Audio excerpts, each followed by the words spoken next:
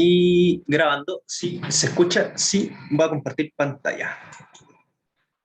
Dado que la mayoría de la gente que llegue cuando a ver este video, porque va a tratar de subir lo más rápido posible, lo más probable es que esté con la pera con el examen, a más no poder, le puedo avisar al tiro que hay cosas que deberían saber, es como formulación estándar, simples. Especialmente, ojo con la teoría de simplex, que onda donde sale la fórmula, o qué pasa o por qué pasa lo que pasa, más que saber llegar y usarlo, que es como la introducción que se ve en la materia cuando empecé a ver simplex. Después un poco de dualidad, ¿sí? Eh, dual, dualidad y análisis de sensibilidad. Eso también es importante. Onda, cambio en el vector C, en el vector B, agregar una restricción. Podría ser cosas de ese tipo, para tener ojo. Y precio sombra también. Tienen que saber bien lo que es el precio sombra. Pero igual se ha repetido harto en los controles y en las tareas, así que al menos deben recordarlo.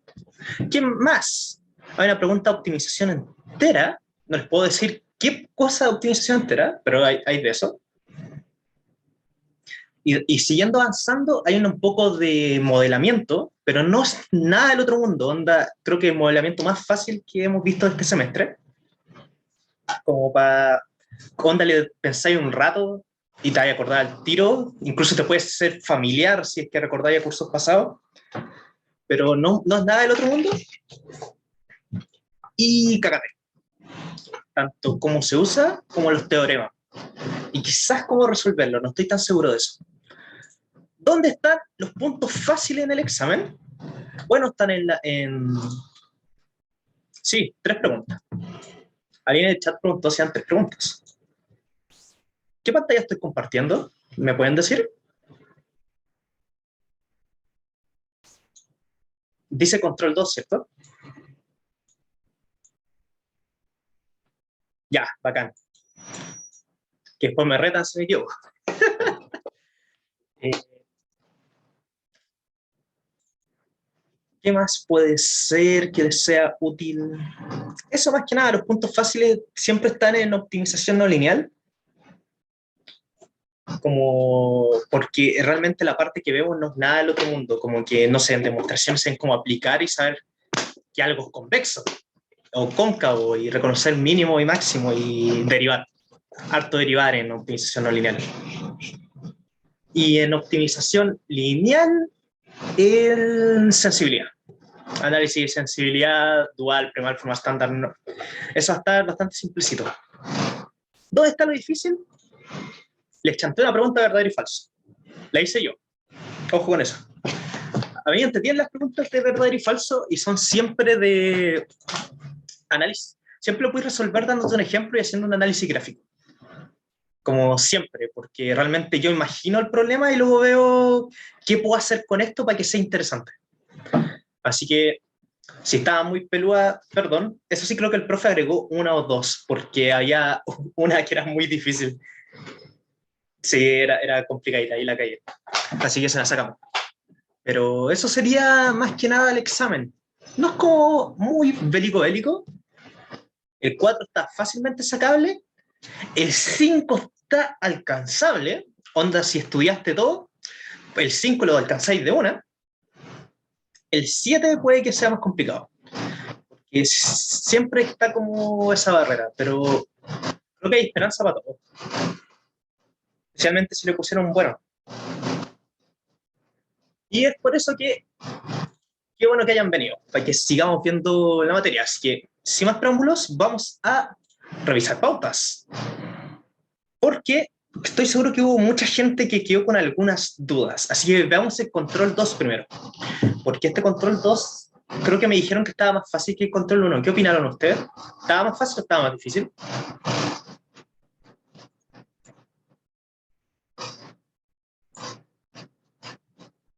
Personalmente yo encontré el control 1 más difícil. Pero igual era porque mucha de este control me parecía como conocido, así que quizás fue trampa, pero históricamente el control 1 de Opti siempre es más peludo y luego solo va bajando en dificultad. Sí, realmente eso es como la historia de siempre del curso. Así que no se asusten tampoco para mañana y recuerden que mañana empieza a las 9 de la mañana el examen. Traté de que empezara a las 10, pero filo, no se logró. Así que póngale bueno. Y démosle. Esta es la pregunta de Simplex. Voy a duplicar esto, voy a duplicar esto, y aquí voy a poner la pauta para que hagamos el enunciado y luego la pauta. Decía el siguiente problema que tienen acá, y decía, encuentra una solución básica factible que contenga la variable x3 en la base y muestre que no es una solución óptima. Entonces, si contiene a x3 en la base, es decir, x3 va a ser distinto de 0, tenías que hacer que otra variable fuese distinta de 0 y otra variable fuese 0. ¿Cuál es el camino más fácil de hacer?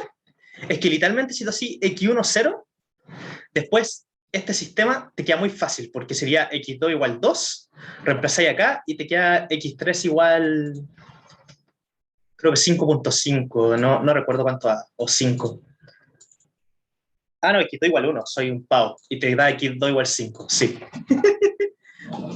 Tengo que ponerme los lentes.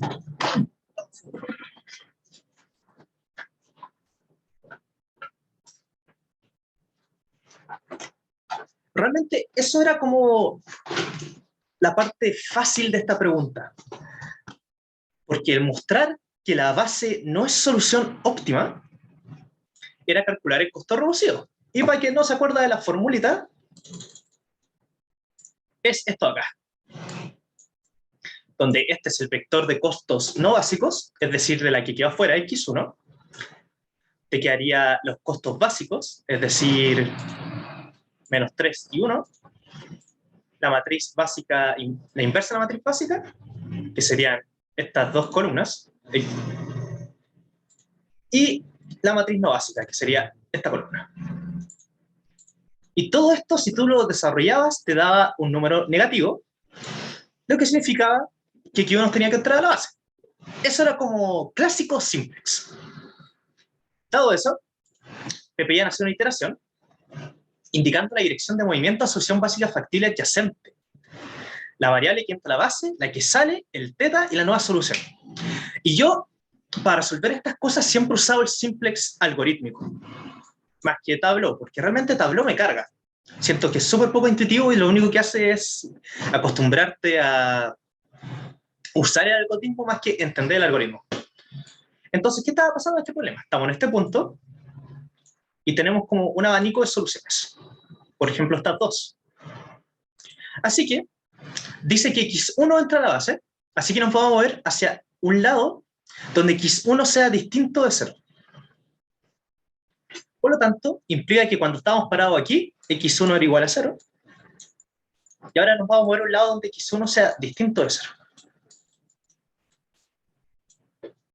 El algoritmo sabe eso, pero el tema es que tú tienes que decirle cómo voy a llegar de aquí hasta un punto que cumpla esto y qué dirección va a tener. Y bueno, el mítico, se me olvidó el nombre del tipo que escribió Simplex, supo que podía construir una dirección, que es un vector que te dice hacia dónde tienes que moverte, que cumple la siguiente condición: tu solución inicial más una cantidad de movimiento más ese vector D tiene que ser mayor o igual que 0. ¿Por qué? Porque o si no, si te diera negativo, dejaría de ser factible, porque recordemos que estamos en un problema de forma estándar. ¿Y cuál es el otro tema? Tenéis que cumplir esto. A x más teta d tiene que ser igual a b. Y realmente esto de aquí es agarrar el problema en forma estándar y transformar tu x anterior a un x más teta por d, donde teta es cuánto te mueves y d la dirección. ¿Cuál es la demostración de simplex? Que es muy importante de recordar. Era que tú puedes desarrollar esto y te queda ax más teta a por d igual a b. Y esto aquí es b, porque en el simplex original se tiene que ax igual a b. Esta es la restricción del problema original, simplemente. Y nosotros del original sabemos que esto se cumple. Entonces tú puedes cambiar el b y te va a quedar que teta por la matriz A por el vector D va a ser igual a 0. Pregunta, se ve el paint, ¿cierto? No estoy compartiendo aún el control 2. ¿Me pueden avisar? Sí, se ve el paint. Ya, bacán. Ya me ha pasado antes. Ya. ¿De qué nos sirve hacer esto? Bueno, es que realmente esta ecuación de aquí se puede ignorar el teta porque realmente es una cantidad positiva distinta de 0. Así que tú lo matabas y decías que A por D tiene que ser igual a 0. Y de aquí surgía la expresión que representaba cada variable, cada vector. Entonces, tú podías tomar que A es igual a una sub B con las columnas sub n multiplicado por un D sub B de sub n. Esto aquí es unas trampas que le gusta hacer a la gente de álgebra lineal, que dice que tú siempre puedes multiplicar cualquier matriz por una versión de la identidad que se llaman como matrices de permutación, por ejemplo. Al inicio de álgebra lineal puede que se acuerden de esto, y si ustedes recuerdan el método de escalonar matrices para luego resolverlas, lo único que te permite hacer esto es cambiar el orden de las filas y la columna. Entonces eso te permite agarrar cualquier matriz y reordenarla, siempre que seas consistente con que el producto se mantenga reordenado. Entonces por eso se puede hacer esta separación. Y créanme, esta separación se usa mucho en el mundo de álgebra lineal porque son unos tramposos. Así que esto te queda la matriz básica por la dirección básica más la dirección no básica por la matriz no básica igual a 0. Y aquí un tipo dijo, como que nosotros queremos que x1 entre a la base, nos queremos mover en una dirección que solo x1 entre a la base y ninguna otra variable no básica. Así que, por definición, construyeron que el vector no básico, dirección de sub n, iban a ser puros 0, excepto un 1 en la posición de x1. Esta es la posición de x1.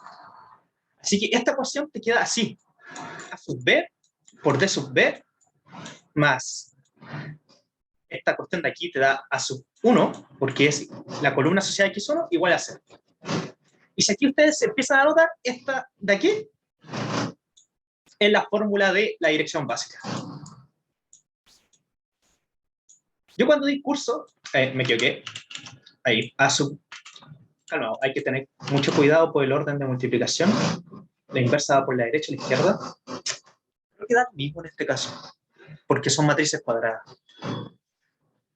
Pero recuerdo que la fórmula siempre iba de la sub 1 primero y luego la inversa, así que vamos a asumir que se multiplicó la inversa por la derecha y aquí hubo una trampita. Pero, como nos fingiremos locura. Y ahí está. Esta es la fórmula que debería parecerles familiar, porque literalmente la fórmula de las direcciones básicas. Y esta es la manera de obtenerla, a través de la demostración. Y esto era muy choro, porque el capítulo de Simplex te explica todo esto, pero el tema es que tú cuando no empiezas a hacer las demostraciones como paso por paso, no te das cuenta de que los trucazos son bastante simples y se usan siempre. Y realmente lo que quería contar que cuando di este curso, yo lo que hice fue no aprender Simplex como matraqueramente, sino que caché que la demostración era esto, así me ahorré el espacio mental de aprenderme las fórmulas y listo. Porque las podíais sacar siempre de este problema. Incluso después se van a dar cuenta que una vez que calcula la dirección básica, esta dirección básica tiene que cumplir que x más teta de mayor o igual a 0. Entonces esta ecuación siempre se puede dividir en la anterior que vimos. Entonces vaya a tener xn más teta por el vector de sub n, que ya saben que es un 1, mayor o igual a 0. Así que esta siempre va a ser verdad. Y te va a quedar que el x básico más teta por la dirección básica mayor o igual a 0. Y esta de aquí es la que surge, ese que es como el máximo de xb dividido de sub b, y creo que había un menos. Ahí está, menos esto te da teta. Ahora el mínimo. No, el máximo, porque el más chico. Y de aquí está la otra expresión que ustedes siempre usan, pero realmente salía de esta condición. Entonces, como a mí nunca me gustó tablero y siempre me gustó usar esta expresión de aquí, fue lo que hice en la pauta. Calculé la matriz básica, calculé la dirección, Después de eso reemplacé acá, x más teta de mayor igual a 0, reemplacé el teta y los x, y luego me di cuenta que solo había una coordenada negativa, esta, con menos 5 cuartos, y aquí era 5. Entonces, ¿cuál es el teta que haría que esto se fuese a 0, esta coordenada? Bueno, sería teta igual 4, porque 4 por menos 5 cuartos te da menos 5, y luego te quedaría 5 más menos 5 igual a 0. Y ahí encontráis el teta igual a 4. Y luego reemplazabas en esta ecuación de nuevo ese teta, y te daba que 0 más 4, 1 más 2 y 5 más menos 5. Y te da 4, 3, 0. ¿Qué otra cosa podría comentar de Simplex antes de avanzar? Que fue algo que les comenté cuando hice la primera vez este video, que es que Simplex funciona de siempre mejorar la función objetivo. ¿Qué quiere decir eso?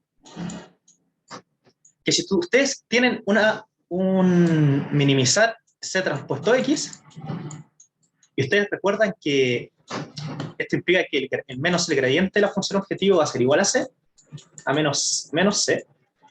Esta va a ser la dirección en que a nosotros les interesa moverse el problema. Así que si nosotros tenemos un poliedro, a ver, voy a dibujar un poliedro bonito. Ahí está. Algo así. Digamos que partimos acá, y este de aquí es el óptimo, X estrella. Esta dirección de aquí va a apuntar hacia ese punto. Entonces, ¿qué está pasando?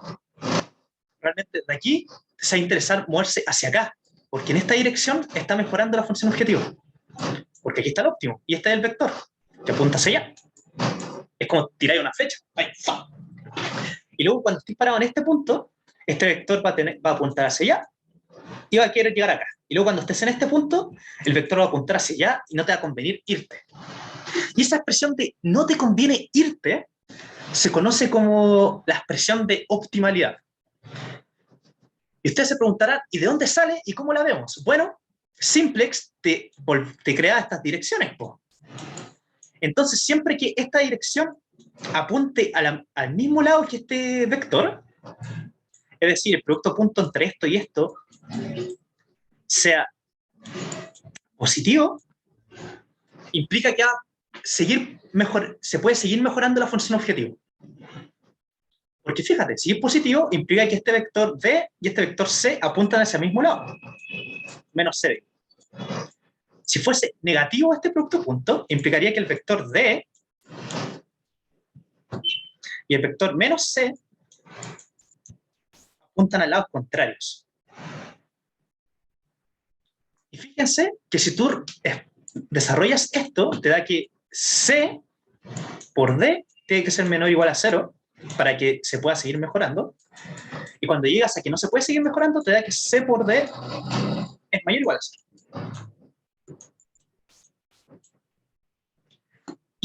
Y ustedes se preguntarán, ¿y qué pasa con esto? ¿De qué nos sirve?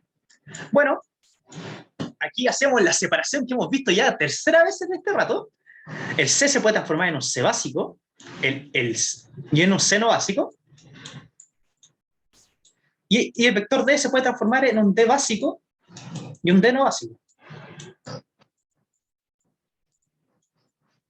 Creo que aquí tú puedes hacer que C sub B por D sub B más C sub N por D sub N igual a 0. Esto aquí era un 1. Dependiendo de la dirección que te movieras. Así que esto aquí te da uno solamente los vectores de costos no básicos. Y esto aquí te va a dar menos A sub I, A sub B menos 1, C sub B. Y aquí se empieza a aparecer esta fórmula. Bueno, se empieza a parecer a esto. ¿O no? De aquí salen los costos reducidos. Es toda una trampa, todo fue un engaño. Los costos reducidos se ven feos porque es la versión explícita de esta multiplicación de acá. Y bueno, eso es todo lo que tienen que saber de Simplex. De aquí sale todo. Es una demostración muy chistosa. A mí me encanta. realmente, sabiéndome las dos cuestiones que le acabo de mostrar, no tenía que ni estudiar Simplex. ¿Te acordás del tiro? Son dos demostraciones que te salvan la vida. ¿Alguien le quedó alguna duda? Ah, aquí me comí un más.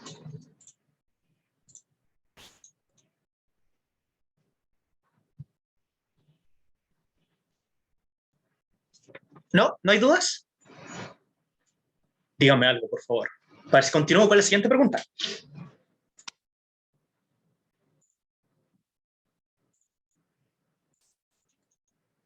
¿Aló?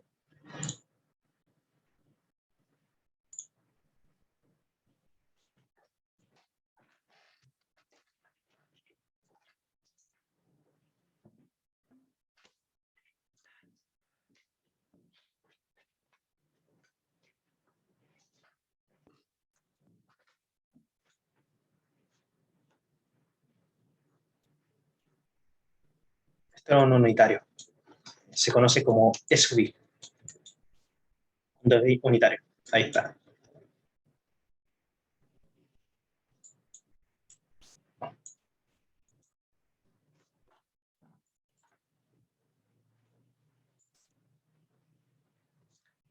La separación de matrices me confunde un poco. Sí, es notación, es extraño, pero es como que es raro, porque, por ejemplo, si tú tienes esta matriz y quieres cambiar el orden, las columnas, recordad que si tú multiplicas por la identidad, te queda igual. Ahí está. Ahora, ¿cómo se tenía que hacer para cambiar el orden? No me acuerdo directamente. Pero tiene que ser que esta fila, por esta de acá, te tiene que dar 0. No, te tiene que dar 1. Así que sería un 1 para cambiar el orden. Después, ahí, esta por esta. Luego, esta por esta te tiene que dar 0. Así que tiene que ser un 0 acá. Y luego, esta por esta te tiene que dar 0. 0. No, me equivoqué. Esta por esta tiene que dar 0 para que te dé esta al revés. No, creo que era un 1. Ya, filo. Soy re malo deduciendo las matrices de permutación. Pero realmente lo que hacen es que existe una matriz que te permite cambiar el orden de las columnas y por eso se puede hacer esa separación. Pero más que nada porque si tú tienes esta cuestión, por ejemplo así, multiplicado por un vector, siempre se puede separar porque siempre es fila por columna. Entonces, esta fila siempre la primera columna va a estar multiplicada por la primera variable. Entonces, hay que tener x, 0, y la segunda siempre por la segunda variable. Entonces, hay que tener y. Y por eso, si tú haces esta separación, tú sabes que esta le pertenece a x y esta le pertenece a y. Y esta misma lógica que se usa como las restricciones, cuando tú tienes como la matriz básica y tú sabes que cada columna le pertenece a una variable, esta idea viene de esto, que en la multiplicación siempre las columnas van a pertenecerle a algo. Y después tú siempre puedes reordenar la matriz con las de permutación y así separar las variables básicas de las no básicas. Esa es como la idea detrás de todas estas demostraciones y magia. Y también son los pasos que se saltan en esta, porque asumen que uno conoce matrices de permutación y separación y todas estas cuestiones, pero esto es como lo más peludo de álgebra lineal que hay que acordarse. Bueno, esto y cómo funcionan los productos puntos. Bueno, avanza. Ahí está, la variable, todo y la nueva solución. Y luego te preguntan si es óptima y ahí simplemente calculáis punto reducido positivo. Que fue lo último que vimos. Verdaderos y falsos. Los verdaderos y falsos son siempre muy entretenidos. A mí me encantan. Realmente eran mis preguntas favoritas siempre en la vida y por eso siempre recomiendo que se pongan en los controles. Pero después hay que estar bien atentos sobre cómo justificarlo, porque siempre soy fan de buscarle la quinta pata al gato. Así que, el problema de fase 1 siempre tiene una solución óptima. ¿Cuál fue el tema con esta pregunta? No mucha gente se acordaba que era fase 1. Así que vamos a mostrarles. Si tú tienes un problema en forma estándar, minimizar C transpuesto X, sujeto a que A transpuesto X es igual a B, creo que era sin transpuesto este A. Sí, sin transpuesto. Ahí está, X igual a B. El transpuesto cuando es dual. X mayor o igual a 0. Siempre surgía este problema que tú tenías algo así de esta forma. Entonces, siempre quedaba la duda de qué solución básica factible usar. ¿Cuál sería el X gorro para hacer simplex? ¿De dónde lo sacamos? No siempre se va a tener que el puros ceros es una solución básica factible con que podemos empezar a iterar a hacer simplex. Así que vino un loco y dijo, ¿podemos hacer esto? Y aquí vamos a hacer más S, porque son las variables de holgura. Entonces aquí tenemos un problema en forma estándar. AX más S igual a B, X mayor o igual a 0, S mayor o igual a 0. Entonces, para hacer fase 1, se inventaron unas variables que se llaman las variables de fase 1, que se me olvidó el nombre, que son un I. Entonces, aquí, lo que se hace es sumar sobre todos estos I, desde I igual 1 hasta M, porque era un I para cada restricción. Y como son M restricciones, se tenía esto.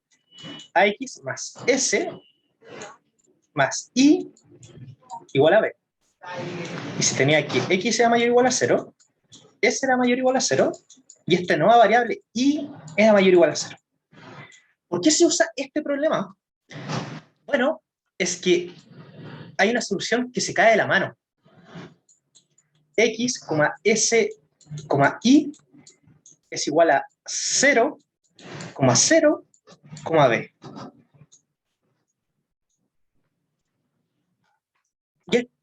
Y esta solución básica factible siempre se puede encontrar en el problema de fase 1.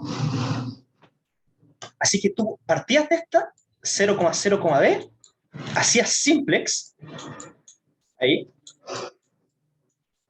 simplex, y te da un X, S, ahí, estrella, 0.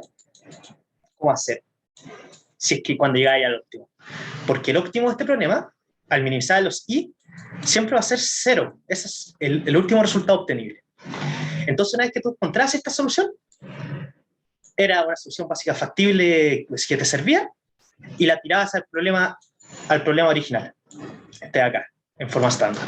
Y de aquí tú podías hacer con este X estrella, S estrella, simplex de nuevo, y llegar a tu X barra S barra óptimos.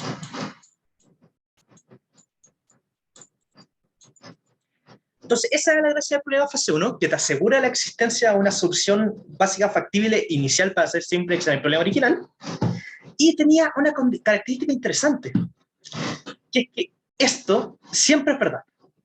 Siempre tiene una solución óptima. ¿Y cómo se demuestra eso? Bueno, partir porque por construcción no era necesario, pero podías mostrar que esta cuestión siempre es factible, porque por definición siempre es factible. Es imposible que sea infactible, por cómo se construye. Se construye de tal manera que le sumí una variable acá que te permite que siempre funcione. Nada peludo que fallara. ¿Y cuál es la segunda característica que tiene? Es que tú estás minimizando esto sujeto a esto. Entonces, es equivalente a minimizar el radio de un círculo.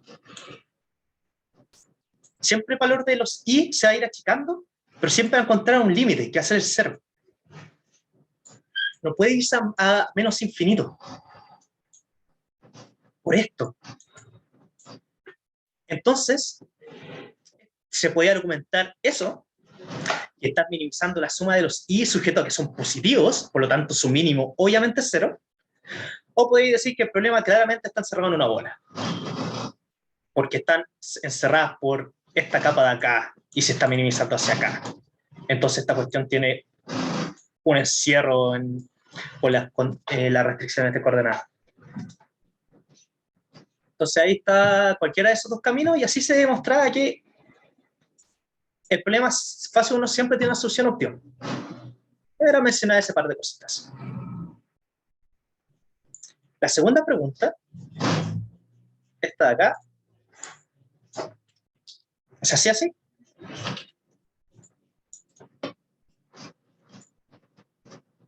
Aquí te dan un rango y tenías que obtener el rango en que se puede modificar la cuestión.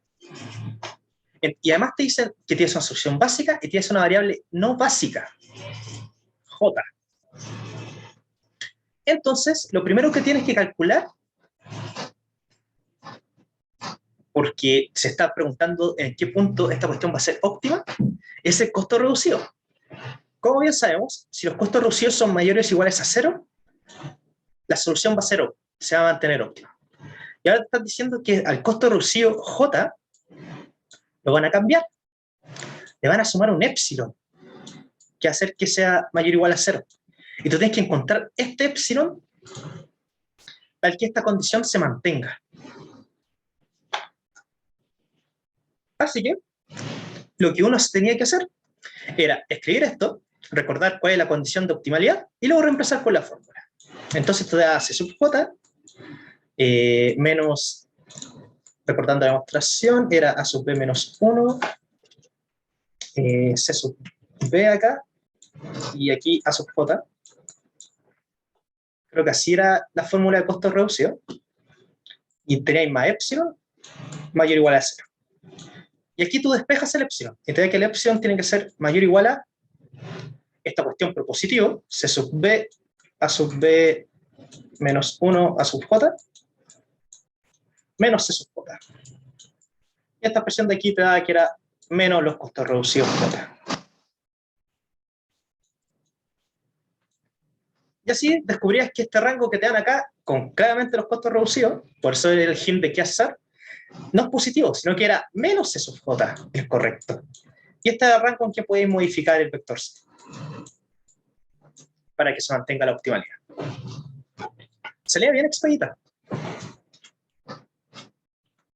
Ahora faltarían estas dos.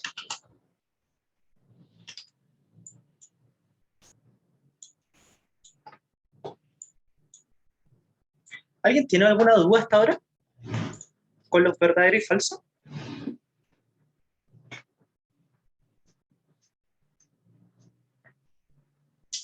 Mati, yo tengo una duda. El fase 1, ¿Ya? que por construcción el B tiene que ser positivo también. Sí, porque... exactamente. Ya, bueno. Excelente pregunta y excelente, luego se puede comentar al tiro. Si es que ustedes tenían una variable de holgura que fuera menos S, o algo así, el problema siempre se las arreglaba para corregirlo. Y si el P era negativo, te multiplicaba la restricción por menos 1 para dejarlo positivo. Siempre se encargaba de que la cuestión funcionase, para que esta solución factible que encontráis, el 0B, siempre exista. Son tramposos, bien tramposos, pero sí. Así ya, es. Bueno, gracias.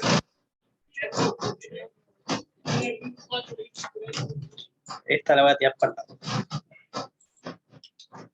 Ah, la caí.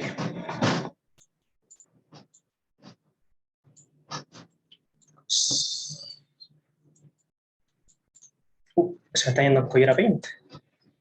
Está fallando mi mejor herramienta. Ahí está.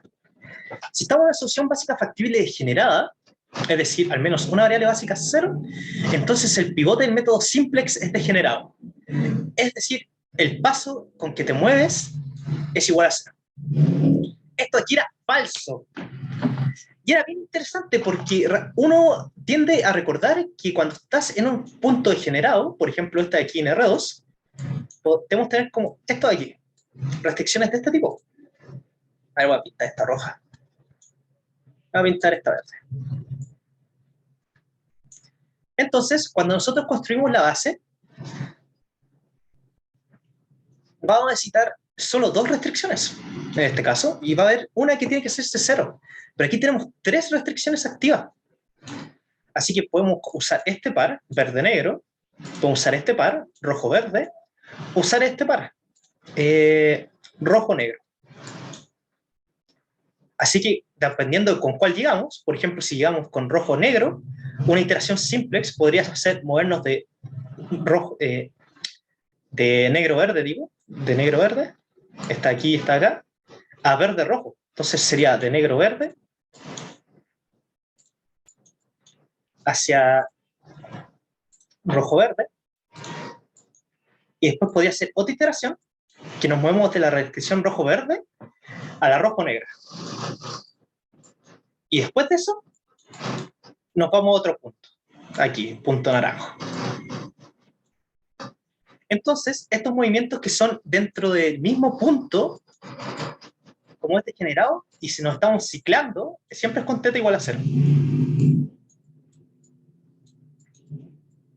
Pero cuando salimos de aquí, hacia este punto naranjo, se hace con un θ distinto de 0. Y eso era lo importante recordar, que cuando se sale de la solución degenerada, se sale con un θ distinto de 0.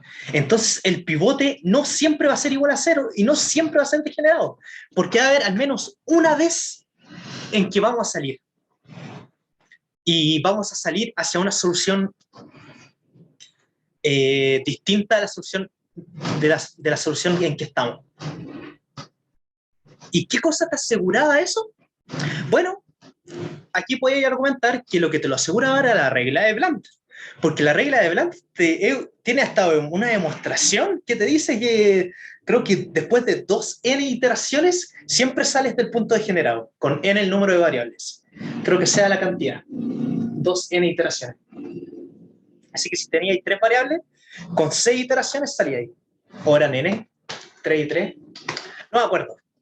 Pero se salía sí o sí, y se salía con un paso simplex distinto de 0. Ese era el contraargumento para esta pregunta. Hubo mucha gente que leyó degenerancia y pivote degenerado y se quedó ahí y puso verdadero, y eso no era necesariamente verdad. Así que esa fue una de las fallas que tenía esta cuestión. Y en la última, la D, decía si el método simplex se mueve de una solución básica factible a otra, con un paso distinto de 0, entonces no puede nunca, aquí faltó el volver a X. Eso quiere decir que si estamos acá y simplex nos dice nos fuimos, entonces la pregunta es, simplex puede decir nos devolvemos, se nos quedó algo, y la respuesta era no. Y había muchos argumentos, pero más que nada era el que simplex siempre va en pos de mejorar la función objetivo. Y es por esto, que la dirección siempre va en pos de menos el gradiente. Entonces uno nunca se va a mover en esta dirección, en el gradiente solamente. Nunca. Siempre es en favor de esto, de menos c. Entonces si tú llegas aquí, devolverte sería irte en contra de menos c. Y eso simplex no lo permite. Esa era toda la respuesta. Decir que simplex no puede devolverse porque eso sí empeora la solución, y simplex no empeora la solución óptima. Nunca, no puede, por construcción. ¿Alguien le quedó alguna duda con estas dos?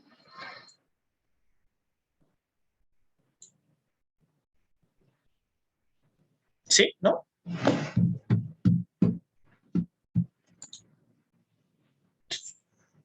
Voy a dejar la peor para el final porque nada más lateral.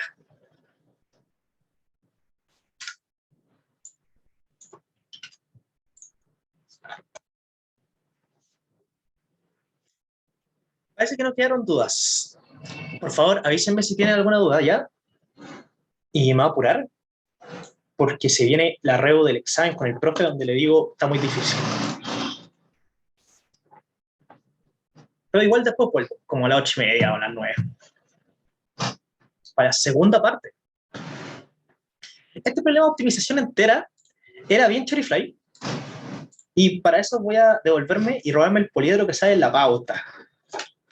que me lo robé de GeoGebra. Como, supongo que todos ustedes fueron ingeniosos y usaron GeoGebra para resolver esta pregunta. Y si no, usen GeoGebra. Bueno, este era el poliedro que te... ¿Salió cortado? ¿Salió cortado? No, no está. Ahí está. Este es el poliedro que te da este problema. Y te decía, escribe la relajación lineal. Bueno, la relajación lineal literalmente era borrar esto y ponerle mayor o igual a 0. He visto gente que se equivoca en esto. Así que por favor, que no sean ustedes. Son puntitos gratis. Voy a graficar sus puntos factibles. Bueno, graficar esto más que nada, el poliedro, que es ahí. Ahí está. Si tenían ese poliedro, estaba todo bien. Y encontrar la solución óptima X estrella. Para encontrar esa solución óptima, lo más importante era dibujar el gradiente. En este caso, maximización. Así que podemos ir y dibujar el vector. Entonces, X1, su gradiente, la derivada es 2, y la derivada de 3x2 es 3. Así que el vector iba a apuntar como hacia acá. Esta es la dirección de crecimiento de la función objetiva. Entonces, una vez que este vector toca una restricción, tenéis que encontrar las soluciones básicas factibles que son candidatos óptimos dentro de esta. Entonces sería este puntito y este puntito, el que hice A. Este puntito es el 0,4, que te da un valor óptimo de 12. Y este puntito era creo que era 7 tercios, 3, 14 tercios. Entonces, no, era creo que 10 tercios uno y el otro 4 tercios el otro. Algo así. Pero el tema es que te da 13,3 el óptimo. No me acuerdo cuál es ahora. A ver, voy a revisar. Ahí está, 10 tercios, 7 tercios. Era 10 tercios, 7 tercios. No, estoy siendo una torrente aquí, escribiendo encima. Y bueno, si tú reemplazas esto a la función objetivo, te da 20 tercios sumado con 21 tercios, lo que te da 41 tercios. Y 41 dividido 3 es... Tenía un 30, te sobran 11, entonces 12 dividido 3, 4, así que te da 3,6, entonces era 13,6. Lo que es claramente mejor que 12. Así que, recapitulando, dibujamos el vector de crecimiento, o de decrecimiento, si fuera minimización, pero en este caso max. Vemos los candidatos óptimos, estos dos puntitos, y encontramos el que no aporta más. Entonces nos quedamos con este, A. Después te decían, resuelve el problema entero, usando branch and bound, y decía que podía resolver esta cuestión al ojímetro. Bueno, aquí, la primera vez que hice esto la cagué, porque dije, hay que encontrar la solución básica factible entera más cercana y tratar de hacerla calzar. Y increíblemente, el vector de crecimiento de la función objetivo la tocaba directamente. El 2,3, este punto de aquí, es una solución entera que está en el borde del poliedro que nos podría servir. Y la otra solución entera que es esta de aquí, 3,2. Y luego podéis tener el 2,2 acá, el 3,1 y esas. Después aquí, después acá, después aquí y después acá. Esta de aquí. Y todas estas de aquí son tus candidatos a óptimos del problema entero. Entonces, lo que hay que tener siempre con mucha intuición es intentar separar los candidatos de sus problemas. Y aquí la manera más fácil era notar que tenía no solo uno, dos, sino que tú sí hay este corte de acá, x3 mayor o igual a 0. Y este corte aquí también es válido, x3, x2, digo, mayor o igual a 3. ¿Y por qué se podría hacer ese corte? Porque fíjense que el problema tenía esta solución que decía 7 tercios en x2. Entonces, inmediatamente tú te iba a dar que fuera x2 menor a 2 o x2 mayor a 3 con branch and bound. En las ramas, si tú agarras x2. Entonces, con esta x2 mayor a 3, separás estas dos y te da que el óptimo entero era este. 2,3, que no podría estar más cantado que era el óptimo. Y si tú reemplazas los valores objetivos, te da 4 más 3 por 3, y eso es 13. Te da de óptimo 13. Esta de aquí te seguía dando 12, lo que era peor. Entonces esta de aquí era tu óptimo entero de este subproblema, este triangulito. Y después si tú veías ir hacia abajo, te iba a dar que el óptimo era este de aquí. No, este de aquí, que está en el borde, 2,3,5, que también te daba un total de 6 más 9, 15, creo que era. No. A ver.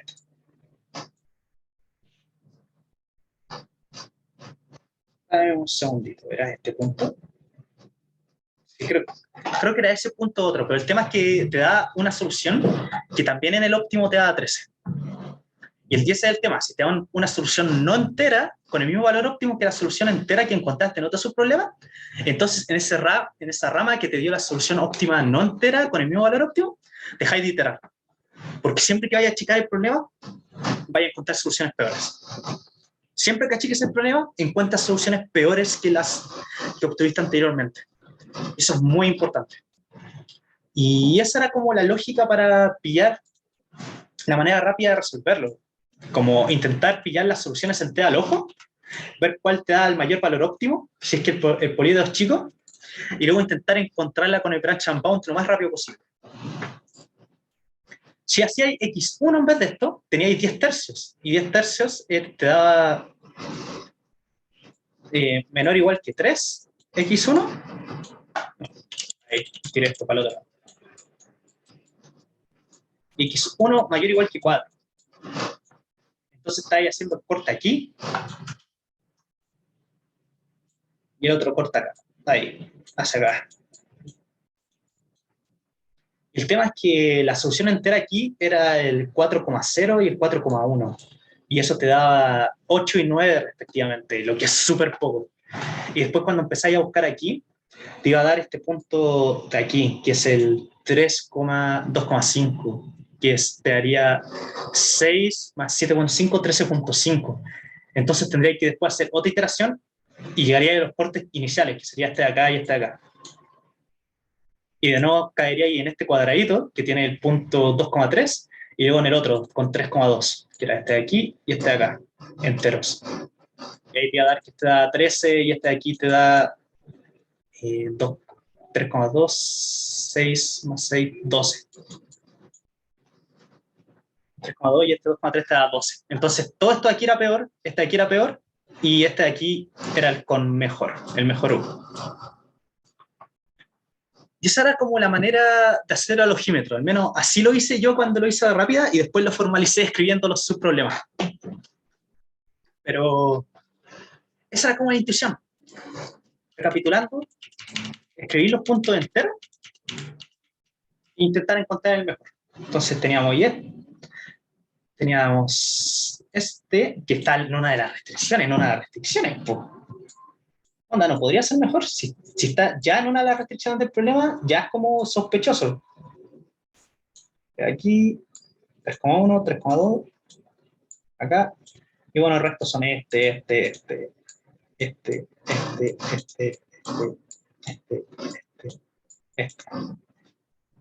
Entonces era como, este de aquí destacaba harto.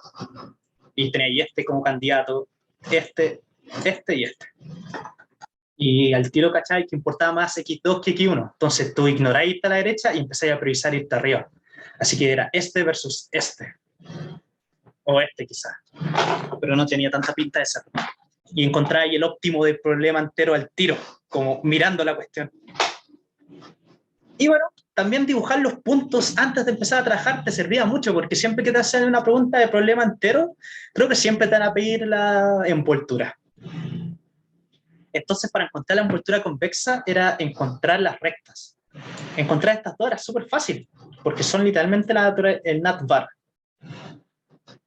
Y después tienes que empezar a unir las soluciones enteras, que están más en el borde para hacer la envoltura convexa. Entonces tenéis este 4,0, 4,1 aquí, que unidos está en esta recta. Y si es una recta parada, entonces esto de aquí es un x1 menor o igual a 4. inmediatamente ignoráis el otro. Después teníais estos dos puntos enteros, y esta restricción ya está, así que tú la agregáis al tiro, porque son puntos enteros del borde y ya sabéis que te sirven. Y te estaría faltando una o dos restricciones, que eran las que pasan por estos tres puntos. Y bueno, este punto era este era el 4-1, este punto era el 2-3, no, el 3-2 creo que era. Está aquí el 2-3, y hasta aquí era el 5, el 0-5 creo. 2-3-5, no, este es el 4. Entonces, el 1-3, ¿dónde está? Aquí está el 1, está el 1-3. Y el 5. Me corrí, está más arriba. Ya, lo que quiero ir es que era el punto 4,1, el 3,2 y el 2,3. Entonces, uno siempre que pilla cosas que se ven raro, súmelos. 4,1 es 5, 3,2 es 5 y 2,3 son 5. Entonces la restricción como que se cae de la mano. X más y menos igual a 5. La que faltaba. Bueno, eso sería la manera floja y fácil, pensando el profe no es tan malo, nos va a regalar una cuestión simplecita. Y entonces, y la agregáis ahí. ¿Cómo se haría legalmente este problema? Bueno, hay algo que es muy importante, que si tú tienes una restricción a x menor o igual a b, tú siempre puedes encontrar un x barra y un y barra que la cumplan, porque es una recta. Entonces, si tú haces, entonces tú puedes siempre encontrar lo siguiente, que si tú los restas, estaría rectando dos vectores, porque estos finalmente representan su posición. Entonces está esta recta, este vector de acá, esta recta. Es como recordar física. Si tú tienes un plano y tienes un punto aquí y un punto aquí, tenéis los vectores posiciones. Y si tú restas los vectores posiciones, te da esto de acá, este vector. Este vector de aquí es muy similar a la restricción que pasaría aquí. Así que este vector lo puedes llamar... ¿qué letra le podemos poner? H. Le voy a poner H. Pero el tema es que tú estás buscando la restricción, no el vector. Y por eso la restricción tiene que ser de esta forma. Y hay una propiedad muy interesante de las restricciones, que es que el vector A es perpendicular a este vector H que les acabo de mencionar. El vector A es siempre perpendicular a la restricción. Y se puede demostrar de que si tú tomas este A y reemplazáis el X menos Y, que es este vector de aquí, es decir, A, H,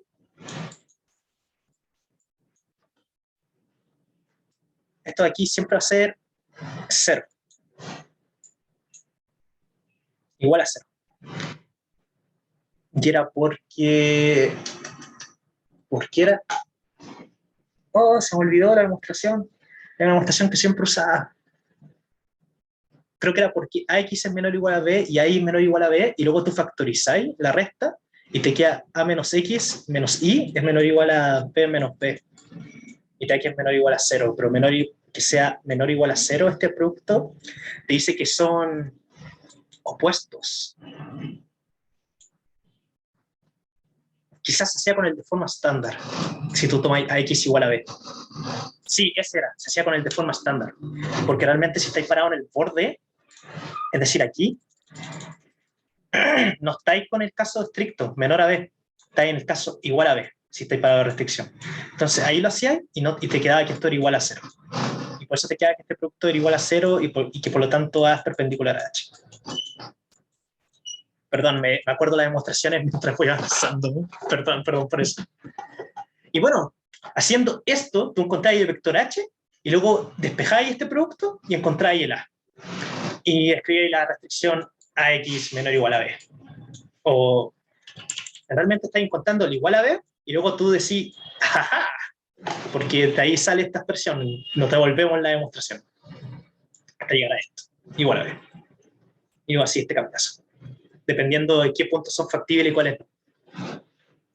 Pero eso era como el método de ecuación de la recta, que es súper engorroso usar, honestamente. No se lo recomiendo a nadie. Y usualmente así se hacía presencial. Cuando las pruebas eran presenciales, este era el método que se usaba. Lo que es horrible. Pero ahora ustedes que están online, usen GeoGebra. GeoGebra y empiezan a tantear. Y empiezan a ver qué restricciones cumplen que contengan estas cuestiones. Y siempre recuerden la suma. Ahí, ultra hint. Una restricción de esta forma siempre es un X más Y. Y si tú lo querías inclinar por un lado, creo que es un X más...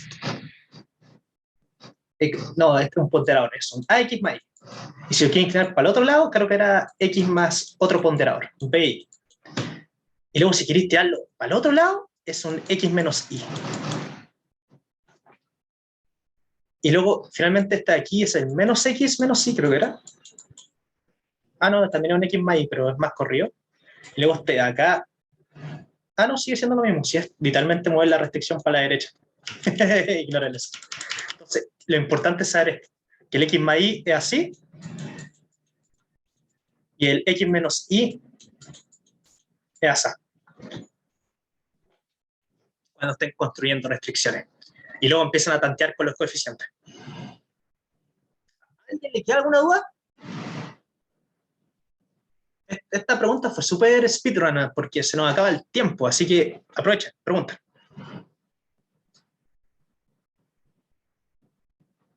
¿No? ¿Sí? ¿No? ¿Sí? ¿No? ¿Sí? Y perdón por lo desordenado que está aquí. Se me olvidan algunos detalles. Debería repasar más. Pero al menos así se hacía la P3. Y la P2 era la... la P2 es un cacho.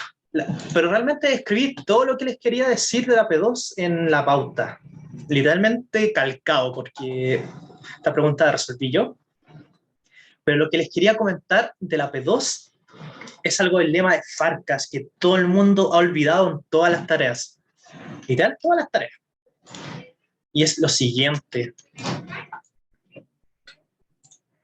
Literalmente el lema de Farkas te dice que si tienes un problema en forma estándar, te tira el otro problema, el I, creo que era menor a B con I. ¿Era mayor a 0, Lee? Creo que era mayor a 0. O era menor a 0. No me acuerdo. Pero recuerdo que si yo lo apretaba el lema de Farkas y lo buscaba en Google, me salió una imagen que me lo explicaba. Ahí está. A ver, ¿cómo era el lema de Farkas? Ahí está. Hay forma estándar. Ahí está. Momento chanta. No, esa es la materia de memoria de ese. Ahí el X mayor o igual a 0. Y luego te queda el transpuesto Y mayor o igual a 0 era. Ahí está. Verdad. Si esta cuestión surge de la demostración de resolver el problema sin función objetivo. Mayor o igual a 0 con el B transpuesto Y menos a 0. Ahí está. Con B transpuesto Y menos a 0. Y bueno, la mayoría de la gente iba y chantaba esto. Chantaba el lema de Farkas que se robaban de Google y decía, terminamos, 2 puntitos, easy peasy. Y no era tan fácil.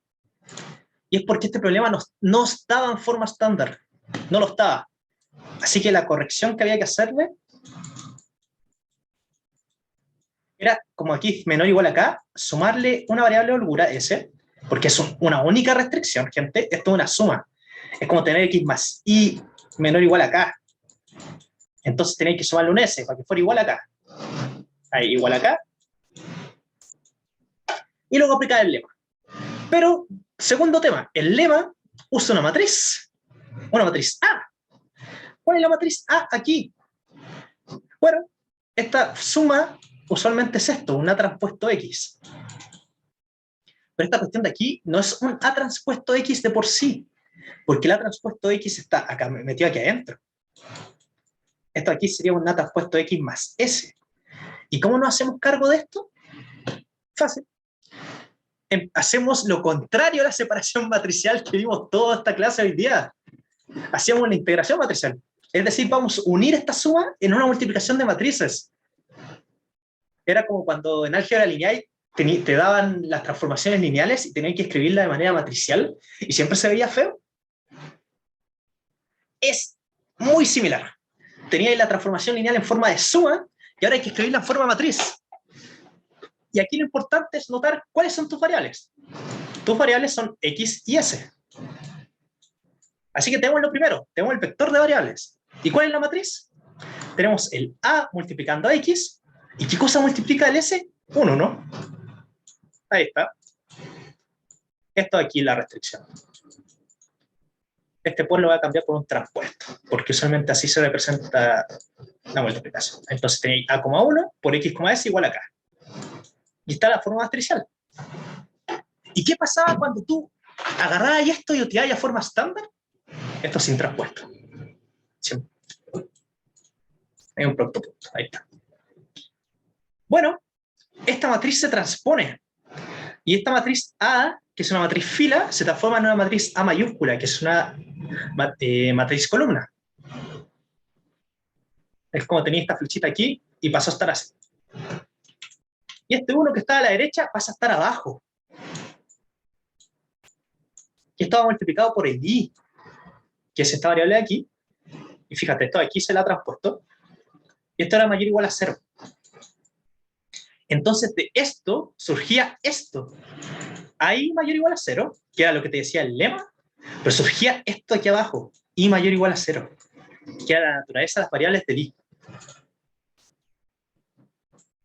Y esto es muy interesante, gente, porque seguramente alguna vez se te han preguntado que si tú tienes un problema primal y lo pasas al dual, ¿qué pasa con el primal forma estándar? ¿Qué pasa con este dual? ¿Son estos problemas iguales? ¿Son equivalentes? ¿Son distintos? ¿Qué son? Y para sorpresa de todos, esta flechita no va a un D'. La cuestión tiende a funcionar y te lleva como al mismo dual. Entonces, o a uno muy similar, con los signos cambiados también. Así que es por eso que siempre surge, si es que partimos de Farcas con una cuestión menor o igual a k en vez de igual a k, te sale una variable de holgura, y esa variable de holgura te hace aparecer una naturaleza de las variables en el Farcas final.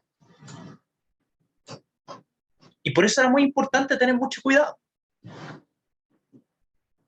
Porque si tú tenías esa naturaleza de las variables, esta era la pregunta de la demostración. No, la pregunta de la demostración creo que era la pauta de la tarea 4. La tarea 4 tenía la demostración pesada. Era esta, ¿cierto? ¿Alguien se acuerda? Sí, ahí está. La pregunta 3 de la tarea 4 tenía la demostración pesada. Si todo hacía en la tarea 3, tenía ahí esta pregunta, y fíjense, es AX mayor... Arruiné la calidad de la imagen. Era una X mayor o igual a B, y había que aplicar Farcas. Entonces aquí pasaba lo mismo, tenía ahí una X menos S igual a B, con X, S mayor o igual a 0, y luego esta cuestión te quedaba una transpuesto I, como era el lema, mayor o igual a 0, y esto aquí te hacía aparecer una menos identidad. Entonces te quedaba una menos identidad abajo por el I mayor o igual a 0, lo que se transforma en el I menor o igual a 0. Y teniendo este I menor o igual a 0, esta demostración salía al tiro. Literalmente al tiro. Porque así te das cuenta que en el dual y el primal y el otro, ¿cómo se llama? El Farcas, eran casi lo mismo, excepto que con los signos cambiados. Si tú agarráis un I que era factible aquí y lo multiplicáis como por -1 y ibais demostrando que seguía siendo factible, creo que podéis demostrar que era factible en el otro. Una voladita así era la demostración. Pero era como, solo por tener esta información extra, de haber tenido cuidado con las multiplicaciones matriciales, este problema salía súper rápido. Pero igual le dimos caleta de puntaje por usar y mencionar el lema Farcas. Porque era la pregunta lema Farcas. Pero eso es lo que quería recalcarles del lema de Farcas, para que si alguna vez se lo enfrentan de nuevo o sale esta pregunta en el examen por cuarta vez, no caigan de nuevo en la trampa de olvidar la variable holgura y olvidar la naturaleza de las variables cuando lo transpones. Por favor. ¿Alguien le quedó alguna duda con esto? ¿O se enredó? Ahí, era un vector que pasa a ser columna al transponer.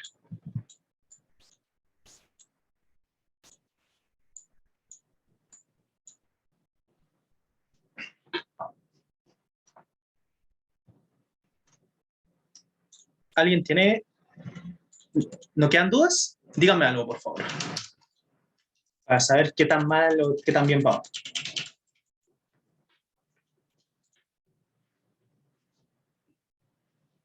Porque ya, 10 minutos. Tengo la regla 8. Si no, lo retomamos a las 9. Bueno, parece que no hay dudas. ¿Hay dudas o no? ¿Me desesperan? Por favor, díganme algo.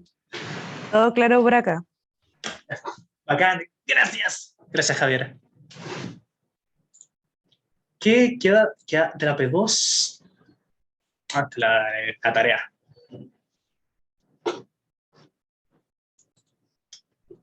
A ver, esta pregunta. Esta pregunta de dualidad era la más difícil de este control. Y era porque era desgraciada. Tenía un temita que no era fácil de trabajar. El temita era esto, la demostración de la B. Bueno, ¿qué les puedo comentar de esta pregunta? Es que esta formulación era muy, muy importante, que si van a empezar a hacer estos problemas, se vean un grafo y vean qué pasa. Esta formulación te dice que ponle un 1 a una arista, y si pones un 1 a una arista, es decir, esta arista pasa a ser azul, significa que uniste este vértice con este. Por lo tanto, este de aquí no puede ser unido al otro. Eso es lo que dice toda esta formulación. Y por eso este problema se llamaba el del emparejamiento máximo. Porque activando las aristas que unen dos nodos, busca hacer parejas. Entonces busca obtener la mayor cantidad de parejas posibles. Dado eso, usualmente estos problemas siempre tienen un dual conocido. Y en el peor de los casos siempre pueden buscar en la bibliografía. Pero no se los recomiendo porque van a perder mucho tiempo. Así que la verdadera recomendación que les puedo hacer es desde un problema pequeño. Onda hasta aquí que acabo de dibujar, que sé cómo se soluciona y sé cuál es su óptimo, que es como agarrar una arista y la otra no. Ustedes iban y le sacaban el dual chiquitito. Y eso es lo que se hacía en la pauta. Iban, escribía ahí un problema así, 3 vértices, 2 aristas, el que acabo de dibujar, escribes explícitamente, le sacas el dual, y el dual te quedaba de esta forma.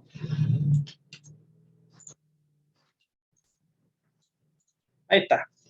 Arista 1, 2, arista 1, 3, y todas las restricciones, y luego el dual te da cuenta que sumaba sobre los nodos. Nodo 1, nodo 2, nodo 3, nodo 1 más nodo 2 mayor o igual a 1, nodo 1 más nodo 3 mayor o igual a 1, y se buscaba minimizar. Entonces, este problema de aquí lo que busca es activar un nodo que toque la mayor cantidad de nodos posible. Entonces, el nodo 1 es el que se repite más en las restricciones, así que el dual lo que hace es prender el nodo 1 y apagar el resto. Ahí está. 1, 1, 0, 0, y te da 1, 0, 0, el óptimo. Y de ahí, tú ibas, decías, ya, esto de aquí es para todo nodo, al parecer, pero no es para cualquier nodo, es para todo nodo que pertenece a un arco, que pertenece al conjunto de arcos del problema. Porque fíjate, este es el arco 1, 2, este es el arco 1, 3. Entonces estaba el 1, 2, que era este, y el 1, 3 acá. Así que tú te das cuenta de ese detalle y sacáis el dual. Que sumáis sobre los vértices que pertenecen a la arista, para toda arista del problema, y la función objetivo sumáis sobre todos los vértices. Y de ahí, la parte B era la complicada. Mucha gente no pudo hacerla, mucha. Y era porque es un tema que estaba oculto en el mismo enunciado. No estaba oculto en realidad. Que era que te pedían, habla del óptimo. La solución óptima de la relajación lineal tiene estos valores. Entonces, lo que había que hacer era mirar cada restricción y pensar qué pasaba. Fíjate que esta de aquí va por las aristas. Ahí, arista, vértice pertenece a vértice. No me equivoqué, esta de aquí es la que iba a la arista. Entonces, cada arista tiene como máximo 2 nodos. Así que si tú buscas agarrar esta restricción y satisfacerla de la manera más fácil posible, era agarrando un medio. Porque un medio más un medio siempre te da mayor o igual a 1. Exactamente te va a dar igual a 1. Así que tú ibas y lo ibas agarrando de a pares. Onda, por ejemplo, la formulación que nos dimos antes, que era esta de acá, la puedo traer de vuelta a la vida, no debía haberla borrado, para verlo de manera explícita, y por eso servía mucho darte un ejemplo. Si tú agarras ahí el dual, con I1 igual a un medio, y I2 igual a un medio, te queda activa la primera restricción. Y luego con I3 igual a un medio, te queda activa la segunda. Y luego la expresión objetivo es 3 medios, lo que es igual a la cantidad de nodos dividido 2. Entonces tú decías, con este caso particular me está funcionando. Con el caso general será así, y sí, porque realmente estáis sumando sobre todos los vértices del problema, y por cada vértice del problema, que son n, estáis aportando un medio. Así que te da n medios. Y teníais ya esta cota, que la obtuviste del dual. Entonces, si tú obtenías esta cota del dual, te quedaba hacer el metajuego y decir, entonces esta es la del primal. Así que tú vas al primal y dices, ¿cuántas aristas tiene el problema? Y ahí empieza a ser un poco más complicado. ¿Cuántas aristas tenía el problema? Creo que eran m, ¿o no? Ahí está, m aristas. ¿Dónde salen las aristas? Aquí la función objetivo. Entonces, en estas sumas surge el m. Entonces, la última duda que te quedaba era, ¿de dónde sale el n-1? Y ahí la respuesta sale en activar estas restricciones de aquí.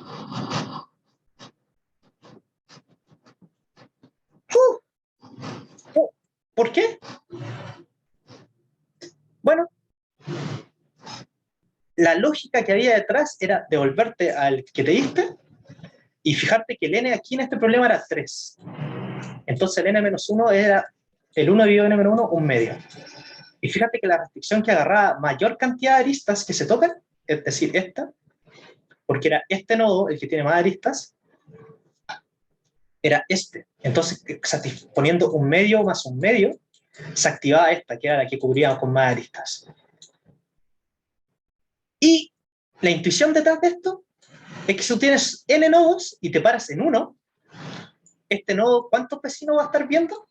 Si es que está unido a todos, va a estar viendo como máximo n-1. Entonces, este nodo se va a estar enfrentando a n-1 aristas. Es decir, n-1 aristas van a estar llegando a este nodo. Porque está viendo a todos los vecinos. Si tienes 4 nodos y tienes un nodo que los ve a todos, entonces ese nodo está mirando al resto, que es 3. Entonces, ¿cuántas aristas va a tener? n-1, si es que mira todo el resto. Y de ahí salía el menos n-1 de esta lógica. Y de ahí salía el m dividido en n-1. ¿Alguien le queda alguna duda sobre esa pregunta? Igual, si es que les vuelva a salir algo similar y tienen que encontrar una solución óptima, recuerden que antes de tener un óptimo tenéis que tener factible. Y en específico, solución básica factible.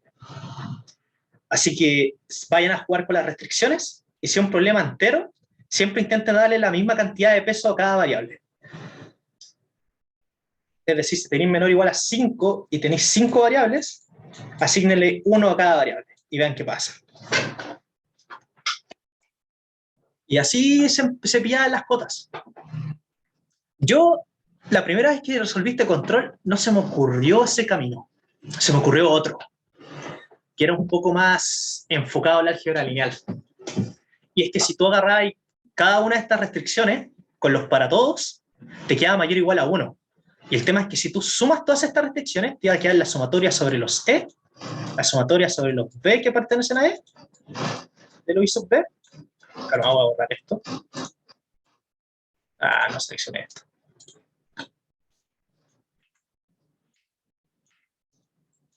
Porque siempre, si quería encontrar cotas de la función objetivo, siempre podía intentar hacerla aparecer. Entonces tenía la sumatoria sobre todos los aristas, tenía la sumatoria sobre todos los vértices que pertenecen a esta arista, de lo I sub B, y esta era mayor o igual a la sumatoria de las aristas de 1. Entonces aquí me salía un M, porque esta suma daba M. Y después aquí empezaba a complicármela, porque estoy sumando sobre todas las aristas, que son M, y luego sobre todos los vértices que están en esa arista. Y bueno, ¿cuántos vértices hay en una arista? 2. Entonces aquí te da 2M aproximadamente. Y además, ¿cuántos vértices hay en total? Hay N. Entonces aquí tú simplificabas y te daba que era mayor o igual a N medio. A un medio. No sé, me estoy comiendo un detalle. El I sub P. No, la cagué. Quiero llegar a esto. Quiero con las restricciones llegar a la función objetivo. Entonces tenía la función objetivo acá camuflada, pero sumada sobre los E. Entonces aquí mezclar esta sumatoria y te queda la suma sobre todas las aristas y sumáis sobre todos los vértices que están en esa arista. Y esto es equivalente a haber sumado sobre todos los vértices 2 veces. Y tiene sentido, si tenéis una arista y sumáis sobre toda la arista, realmente lo que estáis haciendo es sumar por cada par de vértices. Ahí, agarráis todo, agarráis todo, agarráis todo. Pero esa cuestión es una lógica como media rebuscada, ¿cierto? Onda, a la gente normal no se le ocurre eso de buenas primeras. Esta cuestión es una cuestión rebuscada que se te ocurre cuando ya no se te ocurre nada más que hacer. Y bueno, ese es como el primer camino que abordo. Y el tema es que me funcionó. Como me quedaba 2 veces esto, y a la derecha me quedaba no M, sino que N, porque era creo que para todo N, o M. Creo que me quedaba N, no me acuerdo bien. Entonces, creo que con una de estas dos, no me acuerdo si con el primario del dual, finalmente llegaba a que la función objetivo tenía que ser mayor o igual a N medios. Y encontraba la primera cota. Pero intenté hacer el mismo camino con la otra formulación, sumar sobre todas las restricciones, todos los vértices, y ver qué me daba. Y no funcionó, porque me quedaba como la suma de los XE correctamente, pero me quedaba un resto extra, y este resto no me lo pude ingeniar usando cotas chistosas para sacármelo, porque le estoy sumando algo positivo, así que solo encontraba cotas inferiores. Pero el tema es que esta cuestión era para el mínimo. Con este me quedaban problemas. Y me quedaban puras cotas inferiores o puras cotas superiores raras, y no lograba encontrar algo conciso. Entonces ahí caché que esa no era la metodología de hacerlo. Pero en el futuro puede que les salga algo similar. Creo que en gestión de operaciones 1 han salido preguntas así. Por eso me acostumbré a buscarle la quinta pata al gato, de jugar con las restricciones. Y se da harto. Creo que si sale aún el profe Weintraub, cuando le enseña el PPL de que resuelve el fútbol chileno, para ver qué equipo juega con qué, tiene una restricción que es como X menor o igual a Y para todo B, para todo E. Y luego te dice, ¿qué pasa si tú tienes esta suma de X sobre los B menor o igual que esto para todo E? Y pregunta qué restricción es mejor. Y ahí realmente tenéis que decir depende, pero principalmente tenéis que notar que esta es lo mismo que sumar que esta. Casi lo mismo. Porque si tú sumáis todas estas restricciones sobre todos los vértices, vaya a llegar a esto. Porque te va a quedar la sumatoria de los vértices acá y la sumatoria de los vértices aquí. Y ya esto. Y luego tienes que darte cuenta que esta de aquí es peor porque acota menos. Porque esta de aquí permite combinaciones de la suma. Y solo funciona si es que tu X son todos positivos. Pero eso es como detalle avanzado. creo que Weintraub en gestión 1 te da como 3 décimas si le respondí esto. Así que recuerden los futuros, sumar restricciones. Inversión a futuro para ustedes. Y eso, gente, me tengo que ir. Así que gracias por venir. Nos vemos más tarde.